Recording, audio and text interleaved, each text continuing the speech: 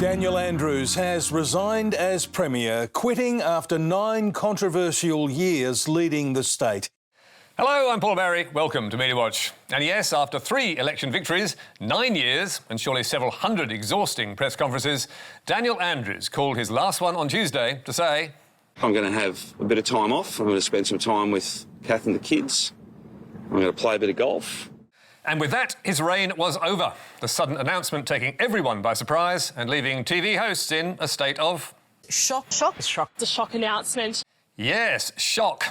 And next day, the Victorian Premier's departure was headline news across the country, with the leading anti-Dan paper, Melbourne's Herald Sun, giving him this front-page punt. Debt man walking. Which came with another 12 pages of Dan inside, and an editorial stating his legacy would be debt and division. Not exactly a warm send-off, but no surprises there, because Dan's harsh COVID lockdowns divided the state into warring tribes. But that did not stop the Dan haters on Sky from spitting chips, because they'll no longer have him to bash, and because... The man who gave Victorians the most miserable 2 years of our lives, off scot-free. They never beat him. They never beat him. He's now going to leave as a winner. All these enemies trying to claim his scalp are kidding themselves. They lost, he won. And that he did, getting elected in 2014, and again in 2018, and in 2022 with a bigger majority than ever, despite the media's, and particularly the Herald Sun's, attempts to unseat him with stories like this on the front page during the 2022 campaign. The steps that took down a Premier. Which also saw the paper dig up 9-year-old stories about a car crash with his wife at the wheel. But none of it stuck to Teflon Dan. And rightly so, says journalist turned academic Margaret Simons, who told Media Watch, Some of the media behaviour surrounding him was ridiculous and shameful, a real low in Australian journalism, and he dealt with it with the contempt it deserved. And in the end, Chairman Dan, Dictator Dan, I stand with Dan, went out a winner. The latest poll now shows that everything Labor has done in Victoria, the lockdowns, disastrous, scrapping the Commonwealth Games, massive debt, Labor is still ahead, 56.5% to 43.5%. So how on earth did he do it? Well, maybe the Liberal Party in Victoria just can't land a blow, but he also rendered the media powerless. As ABC Melbourne's Raph Epstein and state political reporter Richard Willingham pointed out last week, the questions were being asked, but he was talking directly to Victorians. He was talking directly over the media. Well, he talked around you and me, didn't he? Andrews did not much care what they said about him in the papers or on radio, and he froze out journalists he didn't like or didn't need, like the ABC's Virginia Trioli, who told us, It was total Cold War, and it seemed you only got the Premier if you cut a deal about what you would or wouldn't ask, something I would never do. It was totally outrageous. And 3AW's Neil Mitchell, who told Today, he said my audience was irrelevant. He went after the younger voters and did it successfully, particularly through social media. He intimidated, he seduced, he threatened, he put people in the freezer. I mean, I was the first in the freezer and there's no room to move now. And Margaret Simons says it worked. The Daily Dan media conferences were compulsory viewing during the pandemic, where Daniel Andrews would use journalists as props. Sometimes he would answer, but only when he chose to, opting for social media instead. Adding, as for his boycotting of particular journalists, I am not sure most Victorians even realise he did that. And on social media, Andrews ruled supreme, with the AFR's Phil Corey pointing out during the height of the pandemic that his supporters were convinced he could do no wrong. His cult-like followers who rally around a Twitter hashtag of I stand with Dan and refuse to countenance any possibility that he's capable of error are in the same orbit as the Trump legions. So, has Andrews forever changed the game? And what of his replacement, Jacinta Allen, who was out in Premier's uniform on day one? Will she follow his lead or bring the mainstream media back into the fold? Virginia Trioli hopes it will be back to normal. Jacinta Allen has almost always said yes to my requests, turns up and answers every question. I've been interviewing premiers since John Cain. Daniel Andrews is the only one who has been so controlling and conditional. And Neil Mitchell is also optimistic, telling A Current Affair, She certainly used to talk to me. We used to have some good fun debates and on a very professional basis. She's a different style, and I hope she brings a different style to Victoria. Wishful thinking? As they say in the papers, watch this space. But now, to one of Canberra's most powerful and controversial public servants, who's been forced to stand aside after a treasure trove of messages fell into the hands of the 9 papers and 60 Minutes reporter Nick Mackenzie. This man is in charge of keeping Australia safe. His name is Michael Pezzullo, and he's the boss, the Secretary of the Department of Home Affairs. These are as revealing of what he thought from his own words as the Watergate tapes. This time there is no basement car park, but there were more than 1,000 encrypted WhatsApp and Signal messages sent over a 5-year period between Michael Pezzullo and Liberal insider and PM confidant Scott Briggs, which allowed the Age and the Herald to have a field day. Pezzullo's power play exposed. Text message bombshell. Pezzullo stood down. How Home Affairs boss tried to stifle press freedom. And how did he do that? By lobbying government ministers for the power to censor the media's reporting of national security issues after the Australian Federal Police controversially raided 3 journalists over their reporting. Raids, which you may recall, were triggered by reports on alleged war crimes in Afghanistan and this scoop from Annika Smethurst in April 2018. Pezzullo's text had much to say on this, belittling Smethurst and bragging that he could have turned her scoop into a great story for the government. Claiming once Smethurst had the yarn, she could have been turned. Turned like a Cold War operative, presumably into producing government propaganda rather than real journalism. As journalist Michelle Grattan observed in the conversation, free speech came well behind security in Pezzullo's priorities. Which is damning, but hardly surprising, with Pezzullo claiming credit for supposedly killing off the story in 2019. Press freedom issue has completely vanished. Job done. Green tick emoji. Sometimes you have to hit an issue with a massive amount of ordnance. But Pezzullo wasn't just shelling the media. He also had bouquets for his bosses, especially when they put the media in their place. In September 2017, PM Malcolm Turnbull appeared on the project and did something very bad. He tried to rap. Waleed, you're the man. You're the Tigers fan.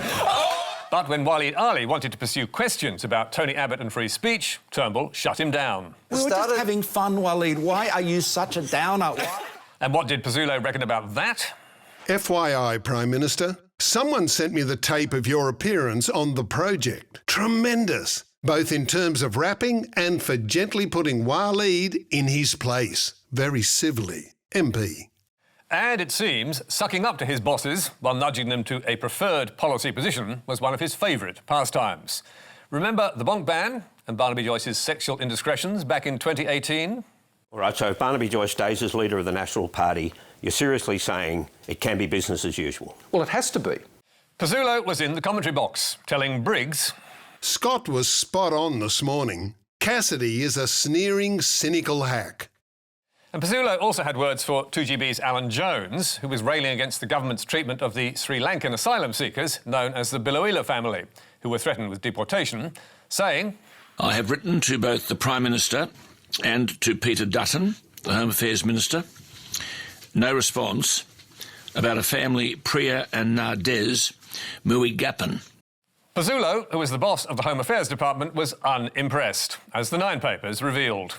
What's the go with Alan Jones and the Sri Lankan family? We've brokered a peace meeting this week to reset the relationship, which should help calm him down on all fronts. In the meantime, he'll rant about this family, I presume. Last week, Pezzullo was forced to stand aside while the government holds an investigation. And on Sky News, as it reported the bombshell leaked messages, his name was getting mangled by the closed captioning system, which spelled it variously as Michael Pezzullo. Michael Pezzullo. Mike Pezzullo. Pezzullo. Pezzullo. Mr. Pezzullo. Mr. Persu. Mr. Pezzullo. Mr. Pizzola. We're not sure that any of those people will be getting their job back in a hurry. And in the meantime, spare a thought for all those who rely on auto-generated captions to make sense of what's going on in the world. And finally, to the UK. And in the aftermath of Russell Brand's disgrace, more men behaving badly. This time at upstart TV station GB News, with appalling comments about a female journalist, Ava Evans. who'd questioned if the UK really needed a Minister for Men to combat male suicide. Show me a single self-respecting man that would like to climb into bed with that woman, ever. It was seemingly the straw that broke the camel's back, even for a channel that prides itself on its anti-woke agenda.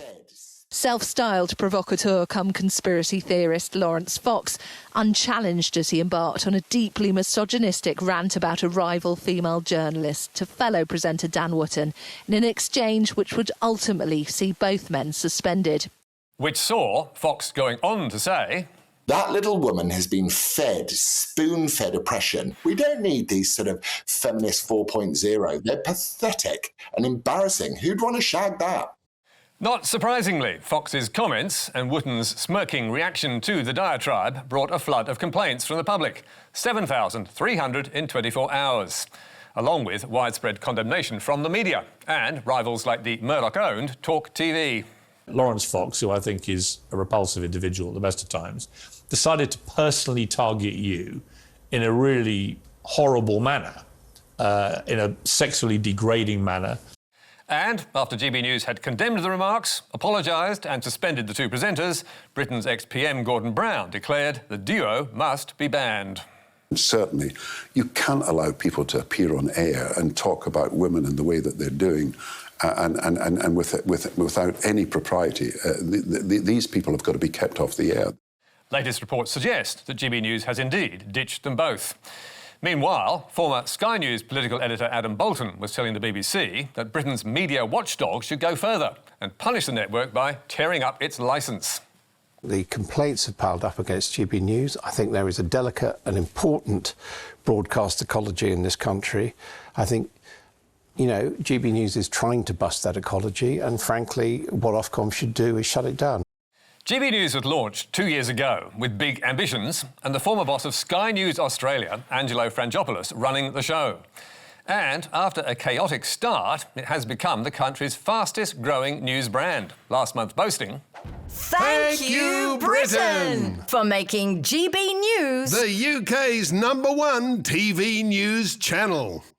The network's success, on air and online, is built on a free speech mantra that serves up culture wars and climate and vaccine scepticism, cloaked in outrage.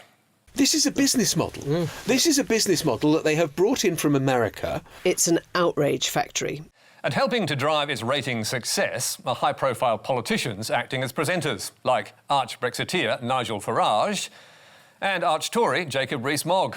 And, lower down the list, those loudmouthed lads, Wootton and Fox. Laurence Fox is an anti-vaxxer and leader of the patriotic Reclaim Party, which he set up after supposedly being cancelled in his acting career. Wootton is a former gossip columnist at The Sun and frequent guest on Sky Australia, who was suspended by the Mail Online in August over tawdry, sex and blackmail allegations. Following this week's row, the Mail has now sacked him. But why he and Fox were ever on air is a good question. Another presenter, Mark Steyn, is a former Fox News fill-in for Tucker Carlson, who got GB News into trouble last year for allowing his guest Naomi Wolf to claim COVID vaccines were bioweapons that were sterilising women. It was the doctors in pre-Nazi Germany in the early 30s who were co-opted by the National Socialists and sent to do exactly what we're seeing kind of replaying now. That broadcast prompted 422 complaints and an adverse finding from the regulator Ofcom. And 2 weeks ago, GB News was pinged again for breaching Britain's strict impartiality rules by allowing 2 sitting Tory MPs to interview Conservative Chancellor Jeremy Hunt, with Ofcom concluding the programme was overwhelmingly reflective of the viewpoints of different strands of opinion within the Conservative Party. Ofcom noted then that it had 6 further investigations open into GB News on impartiality alone. Add the misogyny complaints and other matters, and Britain's watchdog now has a remarkable 12 to rule on.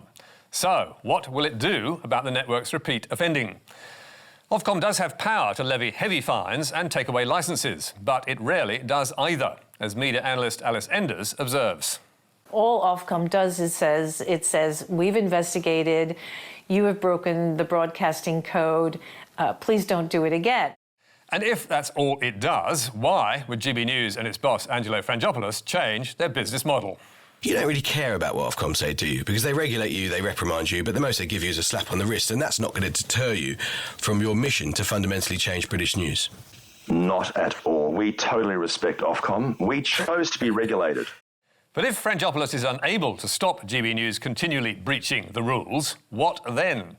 As Sky's Katie Spencer put it, in truth, the media regulator has struggled to deal with how the channel is pushing television regulation in this country to its very limits. But aren't we proud that Angelo Frangopoulos, a former Murdoch executive who steered Sky News Australia for 2 decades, is the one giving the Brits such a headache? Another great Australian media export. And that's all from us for tonight. Don't forget Media Bites on Facebook, YouTube and Instagram. But for now, until next week, goodbye.